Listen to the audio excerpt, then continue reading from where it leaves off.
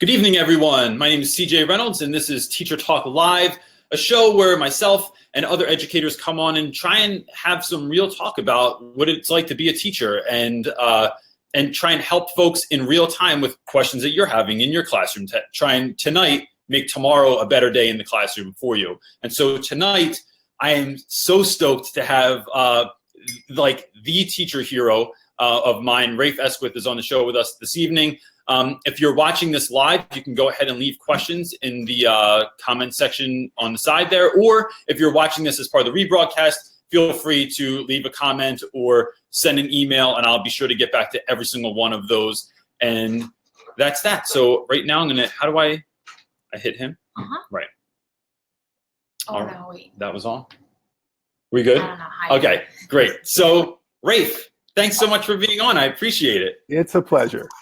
Thank you. I'm telling you, this is like one of those things that we're not so good at, but we just think it brings a lot of value, so we do it, and we're figuring it out along the way. So it's a lot like teaching, CJ. That's what it felt like today, anyway, in the classroom. So for the one person on here that doesn't maybe know who you are yet, could you give a little bit of an introduction about yourself? Sure. I'm probably the only person who lives in Los Angeles who was born in Los Angeles. I was an LA public school kid, went to UCLA. I bleed blue and gold. Became a teacher 35 years ago and was really bad at it when I first started. I had the best of intentions, but like a lot of young teachers, I had no real guidance. And although I loved the education school I went to, almost none of it was applicable to my teaching. I taught for 2 years at an upper middle class school, and I thought I was a real good teacher. I wasn't. Anybody could have taught those kids. They all came from two parents and they all spoke English, and it was great. And then I got challenged by an inner city principal to come to his school, which was called Hobart Elementary, and I went into shock because it was horrible. 92% of the kids were below the poverty level. Nobody spoke English as a first language, and only 32% of the kids even finished high school. So I decided I was going to make a difference, and I basically created my own curriculum. And with a lot of hard work and also a lot of luck and enormous support from a huge group of people around me, we created a classroom called the Hobart Shakespeareans, and they're legendary for going to colleges, finishing top colleges, and doing extraordinary things with their lives. So these days, I finally got into a big fight with my school district and settled a lawsuit with them, and now I do it privately on my own, but with the same kids, the same poor kids. Every teacher has their own vision. My big thing is to give equal opportunity to children who are poor, because they don't have equal opportunity in this country. I'm not a bleeding heart. I just want a level playing field. And anybody who works with poor children knows that playing field is not level. And that's what I try to do every day. So before I start taking questions, I have a couple of questions of my own. How did that principal first trick? I don't know if you want to say tricked you into it, or how did he win you over? What was the pitch there to I get think that? He challenged my manhood, CJ. I was at the school, and believe me, it was a great school. But every kid had private violin lessons, and they all went to Hawaii in the summer. And if I said, let's read John Steinbeck, they all said, oh, I've got a copy at home, I'll bring it in. Yeah. So I'm actually a math guy, and we won the Los Angeles City Math Championship. And as we were walking out, this principal came over and said, so you think you're really good, huh? And he said, you're not that good, man. And he said it in a much tougher, profane way. Yeah. And he said, you come to my school and win a math championship, then you're a good teacher. And, it was kind of this male, I was 25. And it's well, you can't challenge me. But he was right. And I got angry when I came to the school because I met kids who were absolutely as smart as the kids I had worked with. But there was no chance for these kids, given the barriers in their way. And it was, and people ask what fuels me. It's really anger at how unfair things are. I hear you. So our school is I'm at an all boys school in West Philadelphia, and all of my students are free and reduced. All of my students are free lunch. There's no reduced lunch. So very probably similar kind of socioeconomic situation as your school. Absolutely. You know, and I'd say, you know, one of the reasons I started the channel was that you just get pissed off because kids are, they're, you know, they have teachers that want to teach, you know, they come to teach like in the hood for 2 years, and then, you know, that's either all they can take or it looks good on their resume, they think, so they split. Yep. And stick around. Like, folks are just not sticking around. And so right. that, you're right, that kind of anger can fuel you. And that's huge. So how did you how have you gotten away with some of the things you've gotten away with in your school in terms of like Shakespeare plays, having instruments in your classroom? I mean, so I remember you had like this PBS documentary that was put out about you that I probably watched 100 times because I would watch it and try and like break it down. I'm like, how's he doing this stuff? They must be just showing the good parts. So how have you been getting away with all this for so long? Well, first of all, before I say anything about suggestions, I want your audience to know, you were talking about people that influenced you when you were a young teacher. I won't mention a name, but when I was a young teacher, I went to a famous lecture from this famous teacher, and the title of his talk was, "There is only one way to teach." And I thought, really? Gee, I hope I'm right in the way I'm doing it. And I was so offended by that. So I really want the audience to know everything I say tonight, they're only suggestions. I don't know everybody's situation. And just because something worked for me doesn't mean it's going to work for you. Sure. The joke I always tell is if you've ever been in Italy and been in Rome, Italians will tell you the traffic lights are just suggestions. No one follows them. Yeah. So I just have suggestions, right? So please, if you're listening, don't go crazy and scream at me if you think I'm wrong. Maybe I am wrong, but they're only suggestions. But my basic philosophy is that in the first 5 years that I was at Hobart, I did everything I was asked to do. I sat still at staff meetings, even when I was screaming in my mind, like, because some idiot would be at the front of the room explaining how we were going to do something. And I'd be thinking, you're crazy. And the people who were telling me what to do with my kids weren't teachers. They were all like, you know, representatives of book companies and things like that. None of these people had a clue of what a teacher faces. Yeah. But I just nodded my head and said, oh, that sounds wonderful.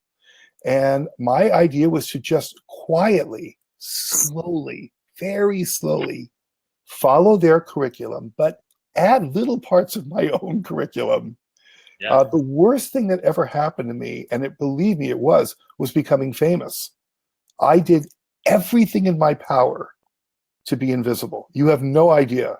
Yeah. The problem was the class just exploded in ways that if anybody ever came to school and you looked at 1,000 kids on the playground, even if they were all dispersed, you would find my 30 kids instantly. They glow in the way they carry themselves.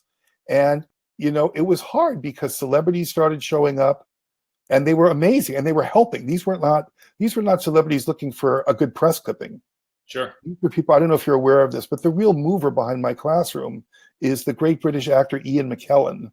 Yeah, I saw he was in your documentary that they had on. He changed my life because he saw what I was doing with Shakespeare, but I was wrong about so many things.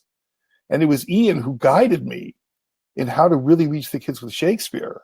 So obviously when Gandalf is showing up at school, it's hard to fly under the radar. Yeah. And, you know, we had a lot of celebrities like that showing up and that made it difficult. But my suggestion basically is, and this is the hard part that people may not want to, you know, do, you mentioned already, I'm real patient. We live in a society where we want, you know, people come to my class and say, I want to have this class and I want to have it right now. I want the kids to behave like your kids behave. I want them to buy what your kids buy. But it didn't happen in 2 years. It didn't happen in 5 years. It didn't happen in 12 years. Yeah. It was slow and painful. But slowly, we developed that classroom culture that today is unlike anything anybody's ever seen. But it took 35 years. And some people, and I totally understand this, say, you know what? It's not worth it. I want to have my own life. I want to play golf. I want to, you know, raise my children. And I have 4 children and 2 grandchildren. Yeah. And there was a lot of sacrifices made on my part. It was difficult. So, you know, you talked about the documentary. What they don't show is most of the time I'm really unhappy and in pain behind the scenes. Yeah. I hope that helps So answer the question. unhappy, you broke up just a little bit at the end there. Most of the time you're unhappy and what? Well, I was miserable because, first of all, I fail all the time, like all teachers do. One of the reasons I've never let Hollywood make a movie about me, it's not that I don't love teacher movies, but, you know, at the end of the movie, everybody loves the teacher and everybody passes the test and every kid is a golden drop of sunshine. Well, I've never seen any teacher do that. You know, I have kids that I failed with. I have kids that I did everything I could think of, and I still lost them. And that's painful. And it's hard to get up the next day where the next kid comes along and you think, you know, I want to try, but I've been beaten down so many times. I'm just tired. Yeah. And I fail often, CJ. And I think any honest teacher, you know, I'm a baseball player, so I'm a huge baseball fan. Well, the best hitters in baseball fail 70% of the time. Yeah. And when I have teachers come to me and they say, oh, every kid loves me, every parent loves me, every day's great, I stop listening because I don't think they're being honest. That's, you know, I love that idea, especially so in this kind of YouTube world that's sprung up where there are tons of teachers that are on YouTube and they're kind of just sharing their story. It's really interesting who's willing to share that kind of vulnerable piece and say like, yeah, every week is not the best, right? And so my channel is called Real Rap With Reynolds. It's a slang term that my students use to talk about how like you're being, well, I mean, one of your books is called Real Talk, which is essentially the same thing. It's this idea that you're sharing everything, the good and the bad, and not just trying to look perfect. Because when my students will sometimes laugh and they're like, what are you going to do if they make a movie out of you, Reynolds? I said, first of all, none of you guys can be in it. Everyone's got to look way tougher. You guys are like polite and like, you know, I need street credit. I'm teaching West Philadelphia. I can't, you know, right. You know, he left to come out to your state. No, I can't have nice kids on here. So a couple of questions that are popping up are one, Maria is asking, how do you get through those barriers? How did you get through those failures over and over again? Okay. Well, again, I'm going to say something, and Maria, please feel free to punch me in the nose for telling you this. You know, I want to say this very carefully so that you hear me. We have to do our best to help every child. But the truth is you're not going to get to everybody. You're not. It doesn't mean you shouldn't try to get to everybody. I have a thing that I do where I categorize in my own head kids as 3 types of children: kid 1, kid 2, and kid 3. Yep. Kid 1 is the gift from God. You know, he comes to school, hey, Rafe, I'm here to learn. My parents like you. I like you. And of course he does well. You know, anybody could teach this kid. A dead body could teach this kid. And on the other side of the room is kid 3, who says, I hate school. I hate you. My father has a gun, and if you give me homework, he's going to kill you. I actually had a kid tell me that once. Wow. Yeah. And most teachers, Maria, spend 95% of their time with kid 1 or kid 3. You spend time with kid 1 because it's fun, their hand is up, they get it. Or you spend time with kid 3 because he's destroying your lessons and ruining your life. I spend 95% of my time with my favorite kids, kid 2. Nobody notices them, but they're capable. And year after year, they get passed from class to class, and no one notices them. So there's an exercise I do every year that you might want to try. After the first day of school, I come home and I take out a sheet of paper without my roster, and I write down everybody I can remember after day 1. Then I take out my roster and see who I forgot. Who did I forget? Those are the kids I say I'll never forget them again. Because who do you remember, excuse me, after the first day of school? You remember the good kids and the kids really making trouble. My kid 2s get so excited that someone pays attention and notices them and talks with them that they start acting like kid 1. So what fuels me is I have so many kids who write to me, Rafe, you're the first teacher who believed in me. I'm in college now. I'm doing real well. I'd like you to come to my wedding. And no one noticed me. That fuels me. Now, with kid 3, here's how I keep going. Every day I'm nice to kid 3. Every day I have opportunities. But I will not spend more time with kid 3 than any of the other kids. And that often happens. And there's often a reason why they're kid 3. And this is the hard part, Maria. Sometimes there are things I can't control. If his family is absolutely nuts, and we do have some of those families, if this kid has severe problems, it doesn't mean I shouldn't kill myself every day to help him. And I do. But I will not blame myself when he, doesn't succeed. There's an expression in China that the teacher opens the door, you enter by yourself. And my job is to make sure that door is wide open for every student. But the reason I can move on, if I've done that door opening, I feel that I've done my job.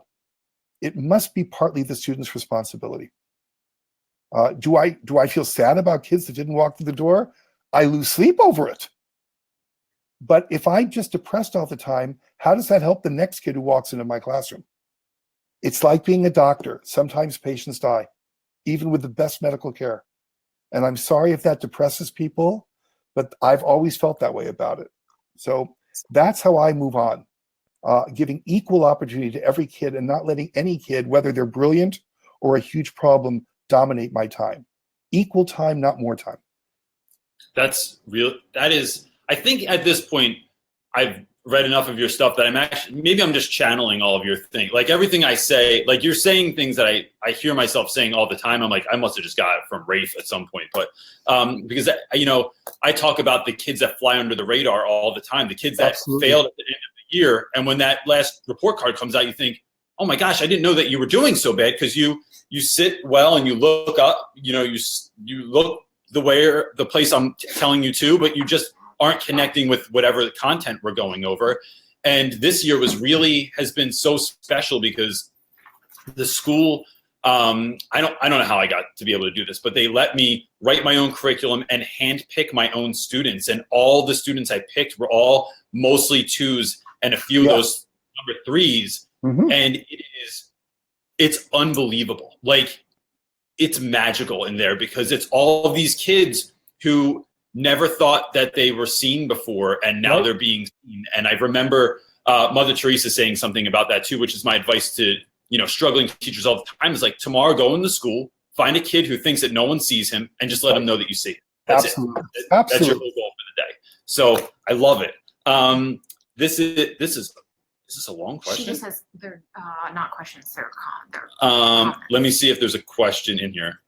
Kimberly wrote a lot and it looks wonderful, but I'm trying to, she said, just tuning in, teaching Shakespeare to my class, made my class come alive. This is exactly the experience I had, minus having Ian McKellen visit my students. My Shakespeare program is in its 5th year, and I have a lot of Philadelphia actors visit my classroom. She said she echoes that sentiment, and she said, how have you, okay, here's the question. Let me back this up a little bit. She said, and who is this?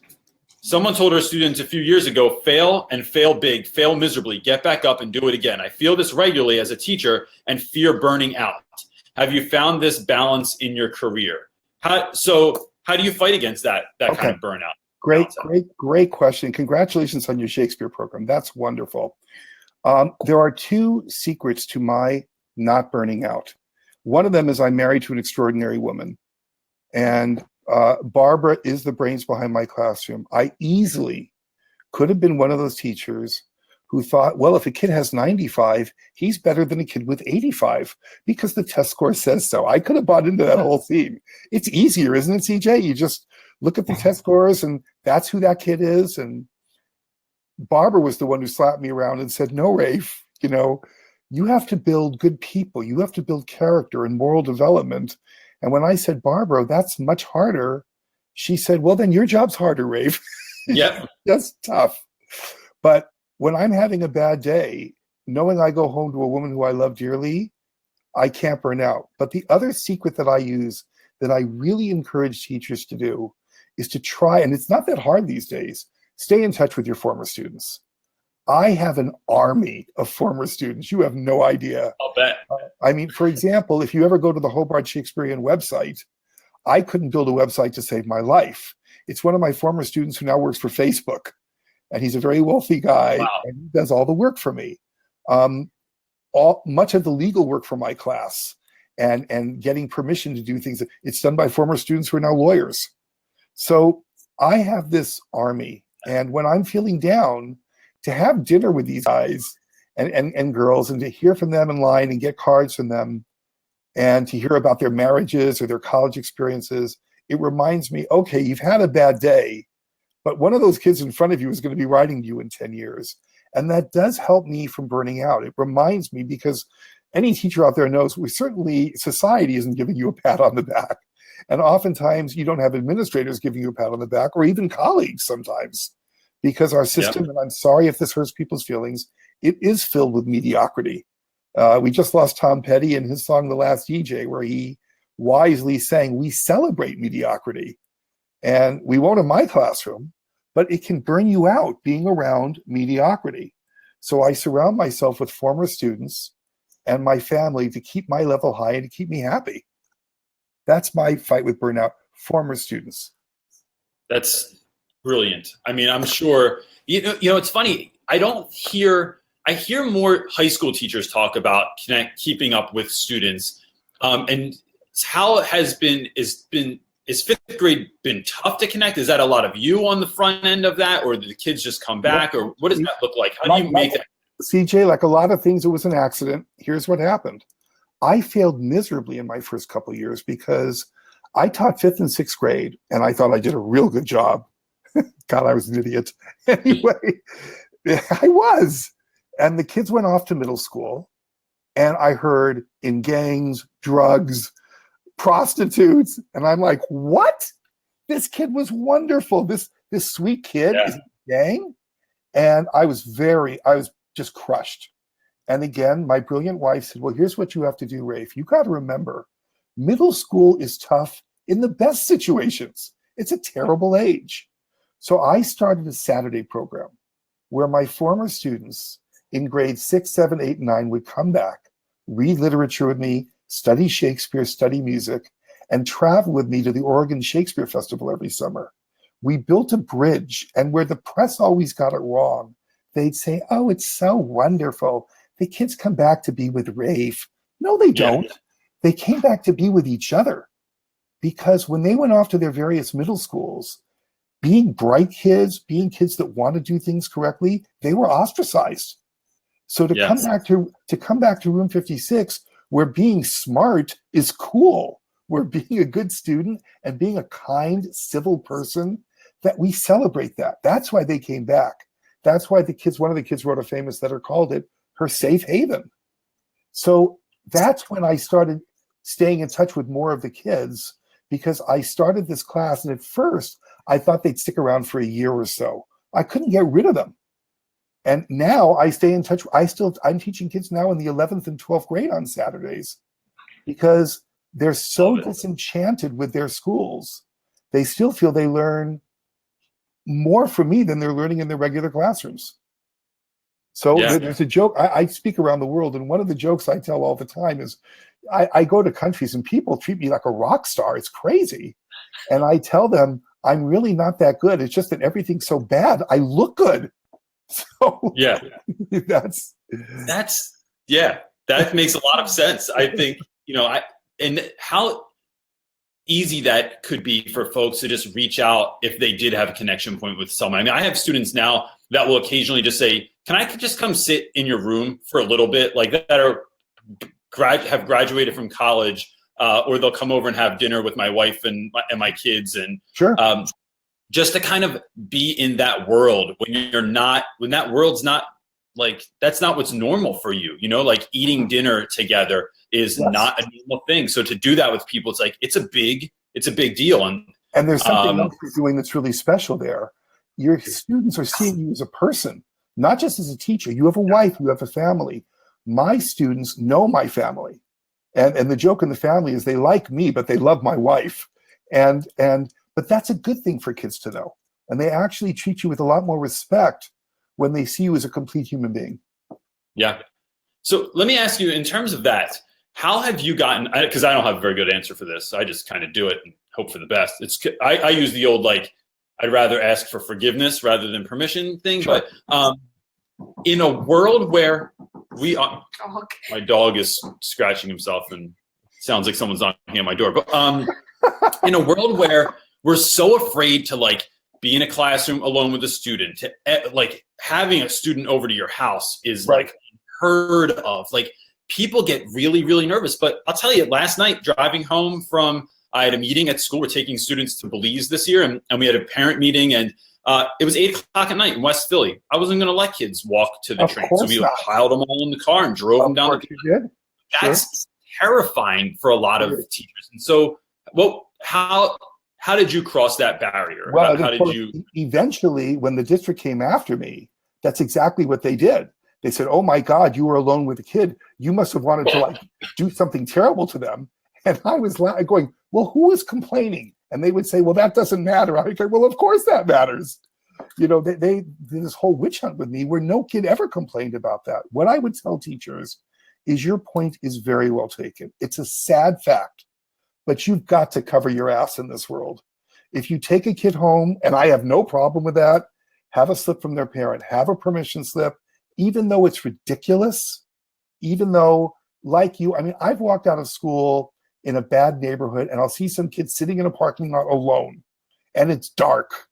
You know, "Johnny, where's your mom?" "I don't know. She didn't show up." I'm not going to leave that kid in a parking lot alone where there are vultures and gangsters hanging all over the place. Of course, I'm going to give him a ride home. But I beg teachers, please be careful, because our society is so crazy that in its correct attempt to want to keep children safe, of course we want to keep children safe, they're going to think the worst of anybody where, you know, if you tell a kid, if you write a postcard from Belize to one of your students, "Hey, miss you guys, see you soon, love CJ," they're going to say, "Why did you write love?" Well, because I love them. "What do you mean you love them?" If you have that kind of mentality. So be careful. Yeah. I got hounded on Twitter lately for saying something along those lines, saying something about like about loving your students, and it started like a fight on Twitter, and I'm thinking, I try to stay away from, like, I'm just trying to put, you know, DJ, anything I put out online tries to come from a place where like there's too much negativity, there's too much like, "Oh, is it Friday yet?" kind of a thing, and so but even that comment got me. I got questioned because I bought hungry kids lunch. Yeah. And why are you buying them lunch? I said, because they're hungry. I mean, there's no ulterior motive. You take out $5 and buy them a burger, for God's sakes. Yeah. But we do live with a lot of really crazy people. And of course, there's two sad parts to that. One, there are people who do hurt other people. I mean, if you look at the Weinstein scandal right now, I mean, this stuff does go on in our world, and we should be vigilant. But that doesn't mean that every time you tell somebody you love them or you take them home, you know, because you don't want to walk home in the dark, it doesn't mean you're a bad person. And the pendulum is swinging in a terrible direction.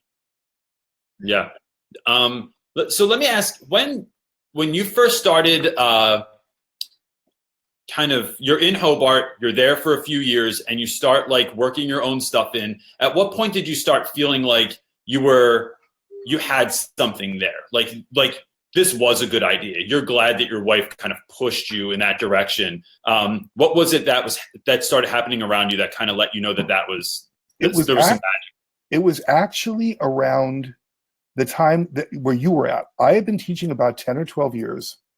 I had done a few Shakespeare plays, and they were okay in its time, but looking back, they were pretty bad.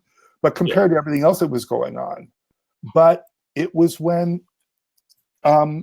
McKellen gave me a very important piece of advice that not only for the Shakespeare play, but for the class in general. He said, stop worrying about costumes, stop worrying about scenery. It's all about language. I mean, really, what are you trying to teach them? And this is the key moment for me, CJ.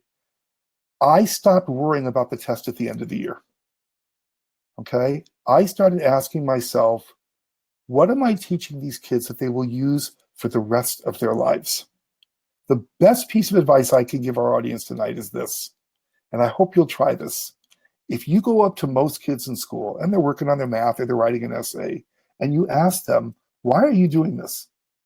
What will most kids say? They'll say, I don't know. I had to. Or I had to. My teacher told me to. Yeah. If you ask, I actually train my kids to do this. If you ask a Hobart Shakespearean who's working, why are you doing this? They're going to put down their pencil and they'll look you right in the eye and they'll say, CJ, if I learn this skill, my life will be better. If I learn this skill, my life will be better. Most teachers tell their students, here's what we will do today.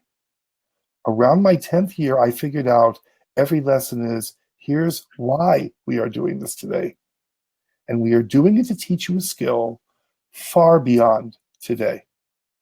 That's when I figured it out. Now, it didn't mean I was really good yet. It took me another 10 years to figure out how to execute that with every lesson.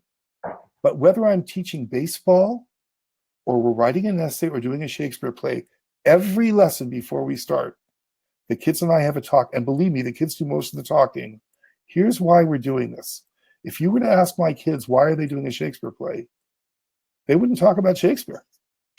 They'd say, we're learning about language. If we speak better, we're going to write better, we're going to listen better, we're going to communicate better. And in a million jobs, that's going to make our life better. If we're working on learning how to work as a team, you can't put on a Shakespeare play alone. If you can learn to work with other people, your life is going to be better. So that was the key moment when Ian got me thinking about why, not what, and not worrying about what other people think. Okay? The only thing that matters is what the kids and their parents think. They are the people I serve. That's really, so you just made a lot of first-year teachers very sad, I think, right there. They're thinking, 20 years? What are you kidding me? It kind of reminds me of when I was about, I don't know, my 20s, maybe in my early 30s. I'm 40 now, and I had this idea that by 50, right, like you have it all figured out. Like I'm not going to have any more, like, good luck. Any issues. I'll have everything under control, and you're just kind of cruising. You just become, the most interesting man in the world at that point. Nope. And the closer I get to 50, I'm like, I have to hurry up. It's like time's counting down here. Here's the bad news. Because you're getting better, you see more, and you want to do more. So the job actually gets harder, okay? Because, if I looked at my class now when I was 25, I think, man, aren't I wonderful?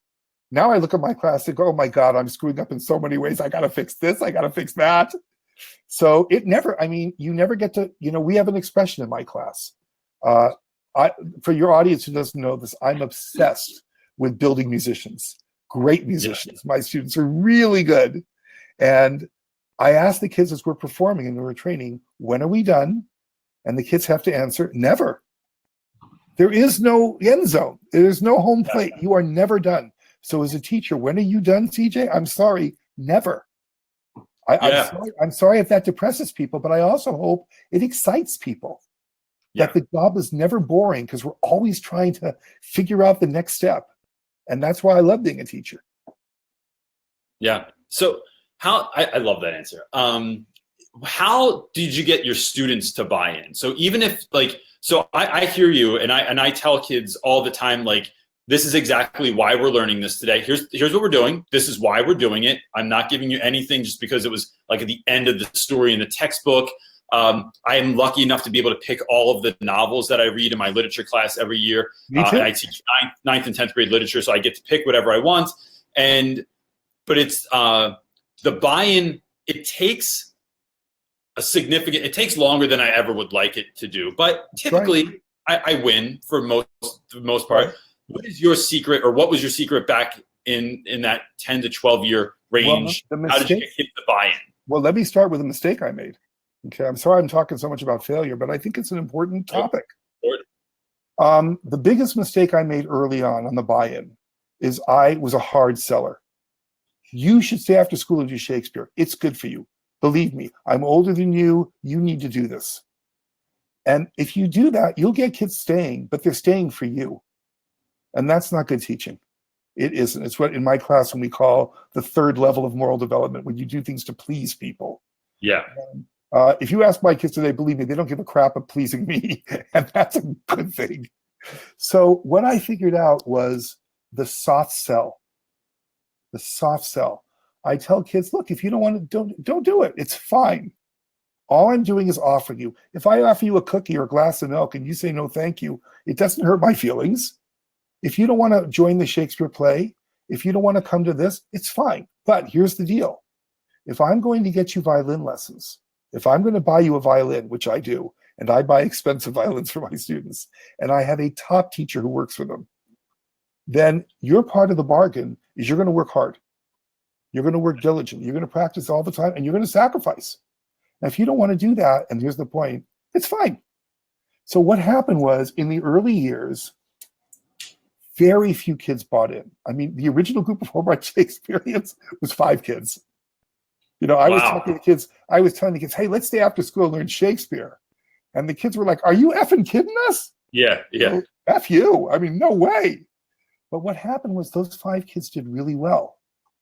And they were having a lot of fun. They were talking about it all the time. And 5 kids became 8 kids, and 8 kids became 12 kids. And then there were days literally where if you open the door of my classroom, kids fell out the door because it was so crowded.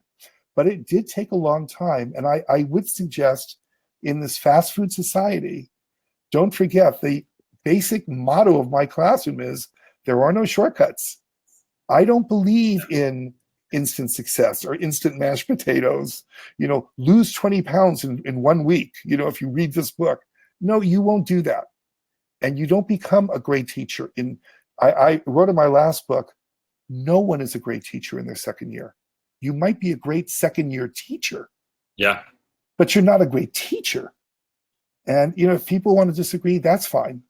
But the really good teachers around the world that I've seen, I mean, the people where you just go, wow, that guy's changing lives, they're always really old pros who are very patient,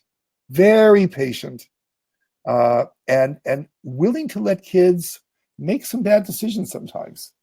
I've had kids not join things, and then they come back a few weeks later. Listen, is it too late for me to join this? No, come on in. But then it's their decision. And that's why the kids who buy in, they're really buying it. It's their decision. It has to be. I love that idea. It's this, you know, nothing attracts a crowd like a crowd. Right. And I think I think that was a song lyric at some point, but that's great. So in terms of, I feel like I'm hitting a theme here, but I'm thinking of a lot of questions that younger teachers ask me all the time. And one of those is, so I have this really, my school is special in a way that I kind of get away with a lot. Like I don't have anyone breathing down my neck as long as like learning is happening and I'm not sending kids out of the room. It's like, go ahead, do whatever you want. So I have this really great classroom. I'm allowed to build anything that I want in there. And I have, and which is like one of my kind of side skills. And, you know, but what I'll get a lot from other teachers is like, don't other teachers get mad at what you are kind of doing in your room or what's happening in your room. And I by no means think I'm very good most of the time. In fact, today was particularly difficult. And I came home thinking like, what am I doing? But you know, you'll have those days where something really special happens. So when you have celebrities coming to your class and you're doing full-length Shakespeare productions and your kids are becoming expert musicians, I would imagine there's this sense around the school of like, why is he doing so much, right? My kids say, you do too much. You're so extra, my students would say. How did you kind of get over that when you were like a younger teacher? Because I feel like you get older and you just kind of care less. But how did you get yourself on that path? I didn't. It hurts. It hurts. It hurts to be resented when you know your motives are nothing but good. It hurts. And every good teacher I've talked to faces that. I mean, it's just a fact. There's a great teacher I talked to who once told me, Rafe, let me tell you something, man. When what you are reminds others what they are not, hostility results. And it's a fact. People resent excellence. And by the way, it happens to kids too. When kids are really good at something, you know, we're the society that calls people nerds and geeks instead of celebrating somebody who's brilliant. We make fun of them, which is a terrible thing. How did I deal with it? I never showed it in school. My feeling was kill them with kindness. If someone was mean to me, I was super nice to them because I have to be a role model for my students. You know, it's kind of like the Michelle Obama, when they go low, we go high comment. Yeah. I think that's good advice. because that I can control. So I was always nice to some people who were incredibly vicious to me. Not a lot, but there were a few teachers at Hobart that were just really, and the joke I tell all teachers, and by the way, CJ, I hear this question all over the world. It's not an American thing. You know, I tell young teachers, there was a first year teacher online just now asking me a question. And she asked, what's a tip for a first year teacher? Here's my tip for you. There is a group of teachers in your school, and I will describe them to you. They hate teaching. They hate their students. They hate the principal. And by the way, behind their backs, they hate each other. And they're not happy being miserable by themselves. They usually hang out in the parking lot, and they take good young teachers like you and try to invite you into their little circle of misery. I am begging you, stay away from these people. For a first year teacher, you tell your kids, hang out with the right kids. You hang out with the right teachers. You hang out with the teachers who are positive. And you hang out with the teachers that when you've had a bad day and say, my God, my class was totally nuts today, out of control. They threw things and you're crying. A good teacher will say, hey, I've been there. And they're not going to make you feel bad about it. They're going to pick you up. Search for those people who pick you up, and you will have a better first year. Yeah, I agree. That, you know, so it's funny, the next question was, Maria was asking, what tip would you give for a great first year teacher? To be a great first year teacher, not to a great first year teacher. So that's it. It's well, surround yourself. Hang out with the right teachers and understand that when you have a bad day, you are not a bad teacher.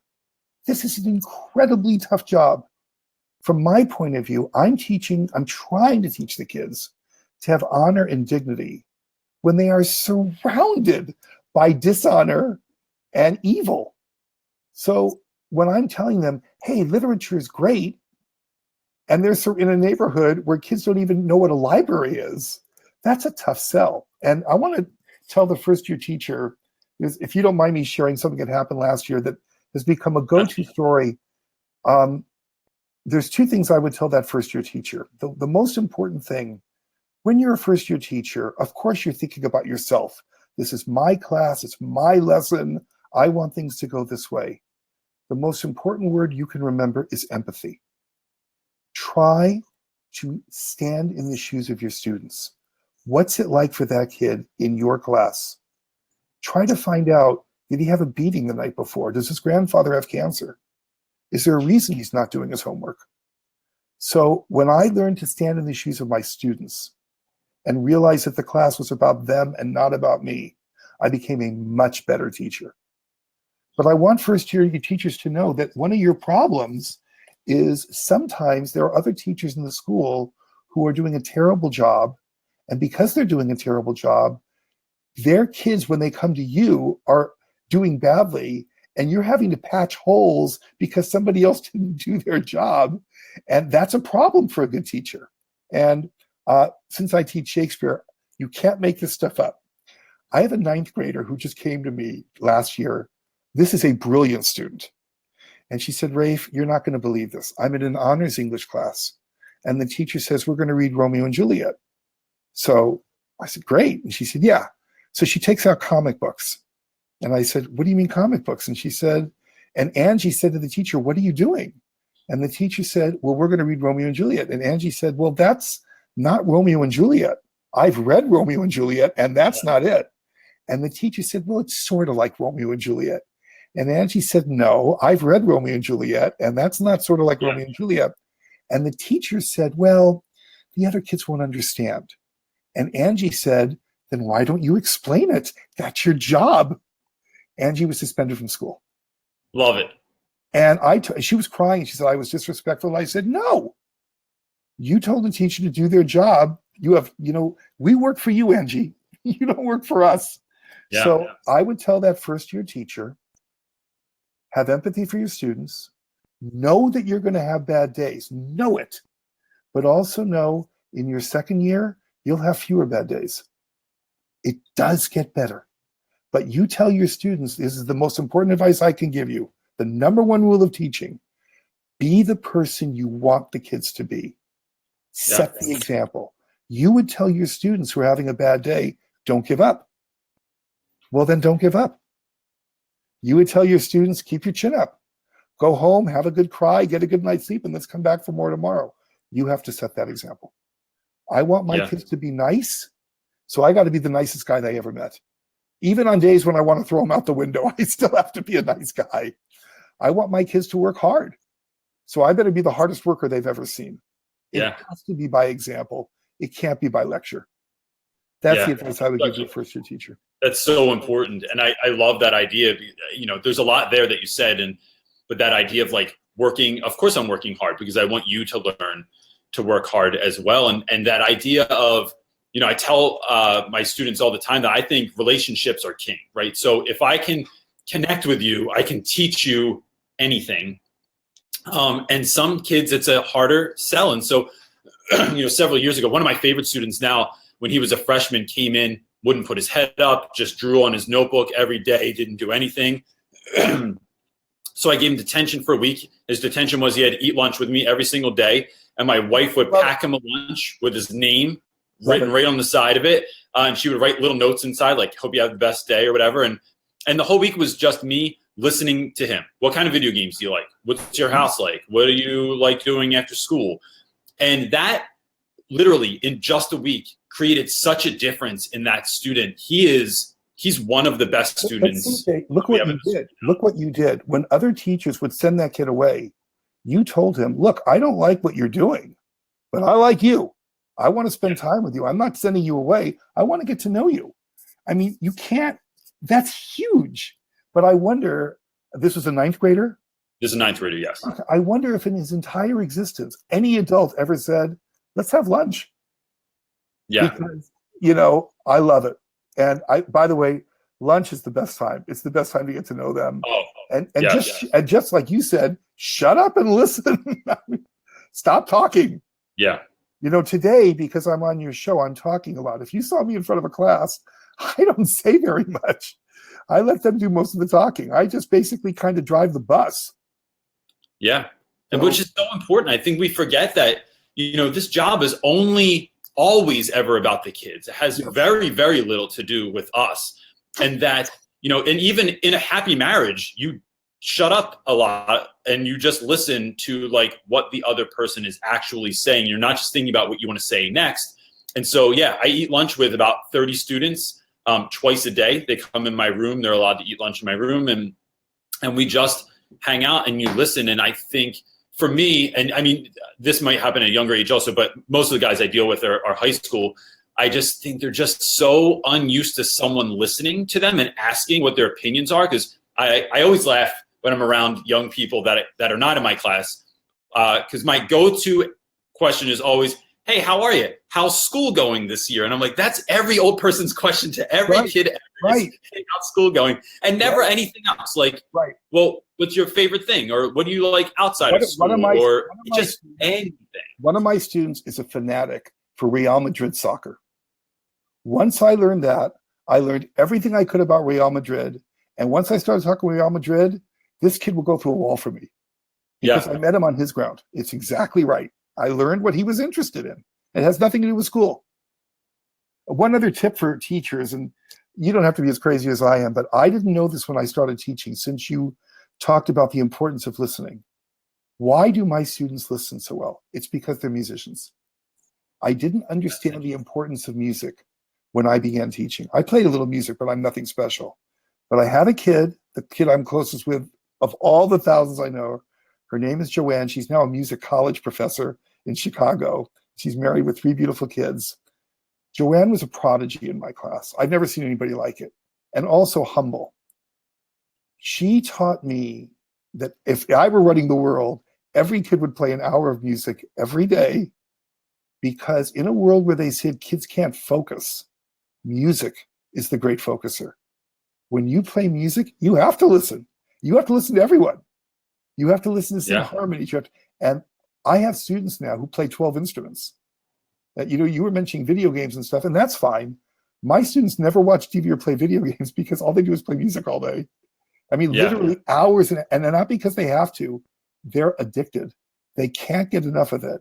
And it's such a wonderful way for them to spend time. So I encourage any teacher out there who's a music teacher, and I'm sure there aren't many anymore, given the nature of our society. Please stay with us. We need music in school. Yeah, absolutely. And so I want to just shift gears a little bit, and I'm really interested in what's happening now. So you said you're doing kind of is it an after school program? Is it during school? I have a private enrichment program, which is after school and on Saturdays. So after schools, kids from various ages come to my classroom, and we have music lessons and literature lessons. And the music lessons, I have 11 music teachers who work with me, but my music teachers are really good. And I'm sorry to offend anybody. Most music teachers in the school, I know they're good people, but I'm talking about professional people. For example, my piano teacher is the pianist for the Los Angeles Philharmonic. That's pretty good. I hear. Yeah. So every music teacher who works with me is like, sometimes they can't come because they're playing all over the world. They're the kind of people that rich kids pay $500 for a half-hour lesson, but they will do anything for my students because they work so hard. Yeah. So I develop really good musicians after school and help them with their literature. And then Saturday, which is where the kids were with me for 12 hours, we have a group of 40 students from ages 6th grade all the way to 12th grade who not only prepare for the SAT and do higher mathematics. We spend an hour and a half reading literature together. That's the biggest thing about me. We actually read together. And then we put on a full-blown Shakespeare production. And when I say full-blown, for example, if any of your folks have ever seen the television show The Voice, well, the person who's won the Emmy Award, the lighting designer for The Voice, he does all our stage work and lighting. That's pretty good. Yeah. The team of people around me are really good. So when my students, like the Royal Shakespeare Company came from England last year to watch a show, and they were like, Jesus, these kids are more professional than we are. And the best part is they don't even want to be Shakespearean actors. They just have so much fun with language and being together. And then we have a professional choreographer. So we do have choreography all through the play. We have incredible dance sequences. And it's a lot of fun. And the lesson for your teachers is not that you have to do Shakespeare. I like Shakespeare. He's somebody I like. Rock and roll is something I like. So it's fun for me to put it in my classroom. What do you like to do? Because the schools are so busy force-feeding curriculum through you, you stop being you. You mentioned that a big thing about you is you like to build things. So you've made that a part of your classroom. You know, I think if you're a gardener, I think you should be gardening with your kids, even if it's not part of the official curriculum. Try and squeeze it in there, and you'll be a happier teacher. What do you like to do? And so I love that idea. And I'm telling you, the more you talk, the more I just think, I probably just already heard this from Rafe. That's why I do this. And so I do a lot of that after school. And the questions I get are like in these schools where, let's say there's 20 first grade teachers and every teacher on February 10th at 2:01 p.m. is doing the exact same thing. Page 27 in the blue book, Yeah, and if you get through it and some kids don't pick up what you were putting down that day, then guess what? The train's still moving. Like you better hurry up and get it together. How would you? I don't know. What's a piece of advice you would give for folks that are on that kind of a time crunch, and everything's that scripted? You're essentially a robot in the classroom. Yeah, you are. How do you fit that in? Okay. If you're in your first 5 years of teaching, I think you be the robot. Okay. And like you did and like I did, you establish yourself as somebody who's really good. Your kids behave really well. They're nicer. You can spot it at an assembly on the yard. And slowly, those powers that be kind of take their eyes off you a little bit because they want to hassle some other first-year teacher. Yeah. And you can slowly start to put in your own rebellion. And what I always told people is, it's not that I replaced the curriculum, although I did, but I would say to people, I would never replace it. I'd simply supplement the curriculum. So for example, I have never read Basil readers in my life. Since I love teaching literature, we only do literature in my classroom. And my joke is we took all the books that have been banned and we read them because they're all the best books, you see. So, good condition also. They're just sitting in the book closet somewhere. Yeah, exactly. So, what I do is I would tell people when they say, are you doing the Basil readers? Of course I am. And we'd have them out on our desks and everything. And then you know, when the Gestapo would leave, you know, we would take out Catcher in the Rye or you know, Huckleberry Finn or whatever reading, and we would read that book. And I told you, the only thing that was bad was that I became famous. I would have been very happy flying under the radar for 35 years. The problem with being famous, it's a funny thing, and I'll share with you. I've never shared this with anybody, but fantastic. You seem like a kindred spirit. If you're really good and you fly under the radar and you don't share, people say, "Oh, who does he think he is? He doesn't care about other people." But then if you try to share, they say, "Who does he think he is? He's telling us what to do." So you can't win. You can't win being famous. All you can do is the best you can be, and you try to share with people. And I hope everybody's listening when I say they're only suggestions. Everybody's different. I just hope your teachers remember to have fun. It's supposed to be fun, and it isn't always fun, but, you know, laugh with your kids. I was in the classroom recently with rules on the wall, and one of the rules was no laughing. I thought, in a classroom? That's all we do. Yeah. You know. It's that kind of mindset. I mean, I talk about that a lot, and that comes easy for me, I think, because I'm just kind of naturally a jackass. And so I love doing stuff like I will tell kids they're not allowed to laugh in the hallway. If someone's laughing, what are you doing? This is a place of learning. We're not laughing in the hallways. Or I will, today I spent my afternoon shooting kids with water pistols when they weren't looking. Right. And the idea, and they're looking around like, what is the ceiling leaking? But the idea there is not just to just have fun, but I feel like I'm trying to break you out of your cycle, right? Break you out of this regular reality that you walk through every single day. And so if you're blowing bubbles in the hallway, that's going to snap kids out of that. And it makes it, you know, for a moment, this is not what you expected when you were walking down the hallway is bubbles. And it's funny because high school kids often get very aggravated by bubbles at first because they just, you know, it's a kid thing and we're 15 and we're cool. And we're too cool for this. It's really funny. They'll try and pop them angrily. And then that leads to they look like little kittens because they just keep trying to pop them. And then they think it's hilarious and they're telling me to do it again. And before I know it, you know, there's a commotion in the hallway. I got to dip back into my room. But that sense of just doing fun stuff and laughing with your students just because you're with them more than you're probably with your own family a lot of times. And so that's huge. And don't forget, they're with you a lot more than with their own family. 100%. I mean, kids that don't, you know, it's always the kids that didn't want to be in school that day are the kids that never want to leave at the end of the day, that are sitting on the couch in my room or hanging out or grading things for me. Absolutely. Whatever it is, cleaning up. And that's huge. Rafe, I cannot tell you how much I appreciate this. Even if nobody else gets anything out of this, I got a ton, and it has been this is kind of it's a really big deal for me. You know, I think my kids were in Philadelphia with me last summer. I wish I had known you, then we would have visited. That would have been fantastic. Well, you know, I'm planning on coming to Southern California next summer, so that would be amazing. That's so my brother lives in Ventura in Southern California, so we come out every so often. Easy. My kids will have their water pistols ready for you, man. And that sounds awesome. What's that?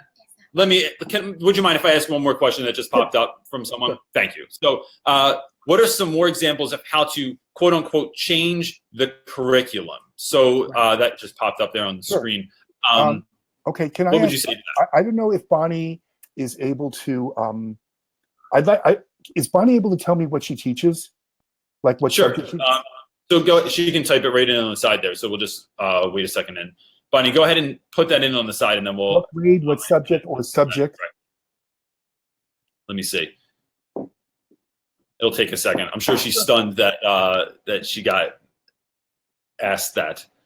If she's still on. You know, that's in terms of if I'm thinking about that. I'm just thinking about a lot of time, and I wonder if you do this as well, because I hear you talking a lot about what you're interested in and introducing that, and then also this idea of learning what your students are interested in. And so she said she's not a teacher yet. Okay. Well, Bonnie, what I did was I watch every great teacher I can find. Anytime I heard about a great teacher, I would go to watch them, whether they were terrific in literature or mathematics or science, because I always wanted to learn. So let me just give you one example. even though I was a math major in school, and I'm very good with math, just because you're good at something doesn't mean you teach it well. I learned that early on as a teacher. And here's something to think about, Bonnie. When people ask, what do you do for a living? What a teacher really is, you're a professional explainer. There are people who know what you know, but they can't explain it as well as we do.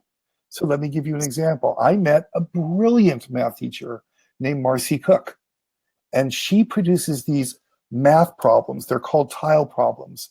And whether you are a first grader learning how to add or a 10th grader learning how to do sine and cosine, she's got stuff for you.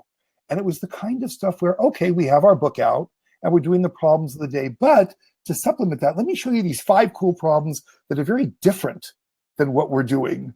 And they're really interesting. So what I did to supplement, to change, was I took the best ideas I could find from other teachers, like you're doing tonight. You know, you obviously know about CJ, who's obviously, you know, in that top echelon of brilliance. And there are great teachers out there, and follow them and get their ideas. Good teachers like to share. I used to have, what you talk about resentment. I had 1,000 visitors a year to my classroom. And if you ever looked at the sign-up sheet at Hobart, every person who came there was to come to see room 56. Nobody came to see a principal, it was to see us.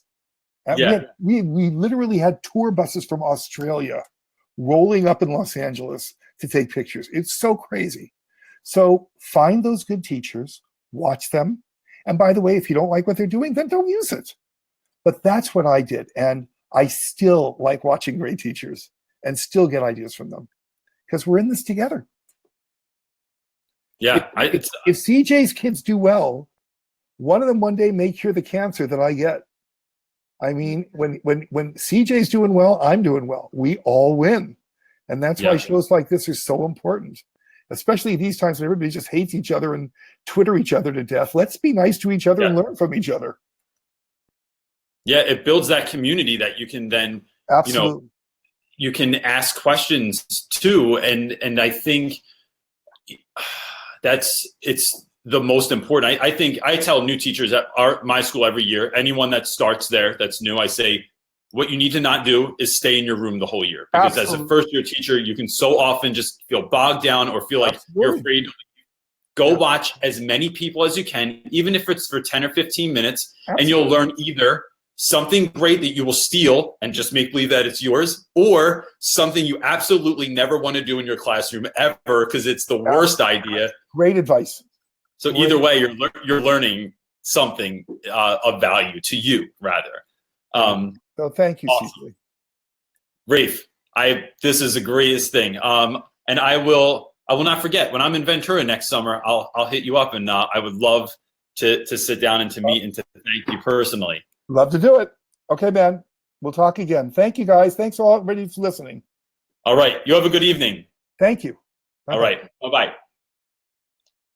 Ladies and gentlemen, that was like one of the highlights of my life right there, was getting to sit down with Rafe Esquith. He's someone that, you know, to give a little background, I started teaching, and as I was in college, I was student teaching, and I was reading any education book that I could find, and nothing resonated with me. And then someone told me about this documentary they saw on PBS about this guy that was teaching Shakespeare to his students in Los Angeles.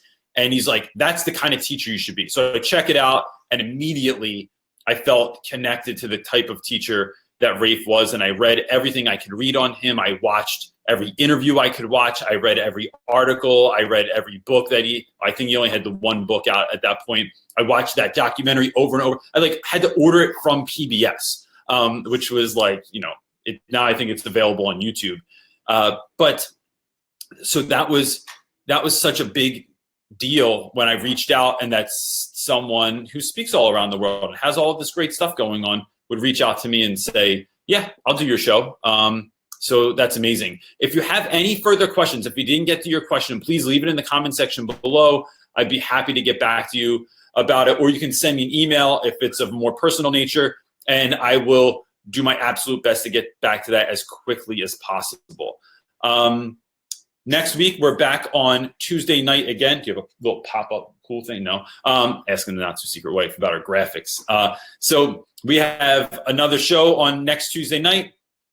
There's a couple of people that are up for that. So I'm not exactly sure who that's going to pan out to be, but we'll be at 8 p.m. Eastern Standard Time. And you will be able to start finding all of these as podcasts on SoundCloud and on iTunes. If you search Real Rap with Reynolds, you can find it on there as well. And that's it. Guys, thanks so much. I'm sorry I always say guys too. I'm not trying to be exclusive. I teach all boys, and that's just what comes out all the time. So thank you, everyone. I really appreciate everything that you do. I hope you have the best week ever. Peace.